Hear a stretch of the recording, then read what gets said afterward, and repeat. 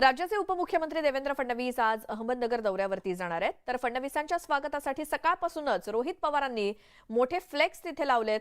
फडणवीस विविध विकास कामांचं उद्घाटन करणार आहेत, त्यामुळे महाविकास आघाडीने केलेल्या कामांचं उद्घाटन फडणवीस करणार असल्यानं रोहित पवारांनी त्यांचे आभार मानलेत आणि त्यामुळे रोहित पवारांनी फ्लेक्स मधून टोले लगावल्याच्या चर्चा शहरामध्ये रंगल्या आहेत।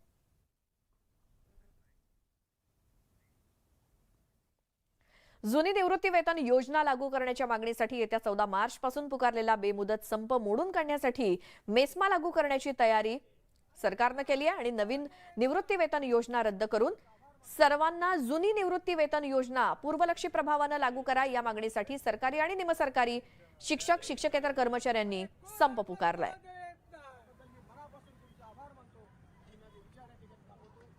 तर राज्य सरकारी कर्मचारी जुनी पेन्शन योजना लागू करण्यासाठी आक्रमक झालेत आणि या योजनेबाबत विधानसभेमध्ये राज्याचे उपमुख्यमंत्री आणि अर्थमंत्री देवेंद्र फडणवीस यांनी निवेदन दिलं।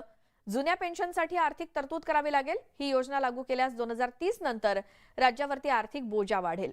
त्यामुळे ज्या राज्यांनी जुनी पेन्शन योजना लागू केली आहे त्यांचा अभ्यास आम्ही करतो।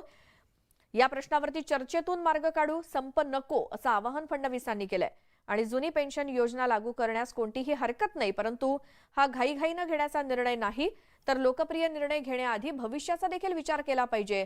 या सगळ्या परिस्थितीचा विचार करण्याची गरज असल्याचं त्यांनी म्हटलं। कर्मचाऱ्यांची भूमिका समजून घेण्याची सरकारची तयारी आहे आणि जुन्या योजनेबाबत सरकार नकारात्मक नाही, पेन्शन आणि पगाराचा समतोल राखला पाहिजे असं देखील देवेंद्र फडणवीस म्हणाले।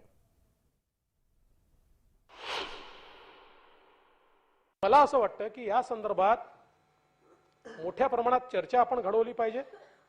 मी पूर्ण दिवस, एक नाही 4 दिवस लागले तरी सगळ्या कर्मचारी युनियन सोबत बसायला तयार आहे। फक्त त्यांनी भावनिक नाही, भावनिक मुद्दाही महत्त्वाचा आहे, पण टेक्निकल आकडे या सगळ्या गोष्टींच्या आधारावर त्या ठिकाणी सोल्युशन सांगितलं तर जरूर, आणि ते सोल्युशन आपण आपल्या डिपार्टमेंटला दाखवू, त्यांची कमेंट घेऊ। हा विचारपूर्वक घ्यायचा निर्णय। उद्याच्या काळामध्ये येणारी सरकार किंवा जनता यांच्या जो जेव्हा फिस्कल स्पेस उरणार नाही त्यावेळी ते दोष कोणाला देतील, राज्यांची अवस्था काय होईल याचा विचार बघा। काय असतं की आपण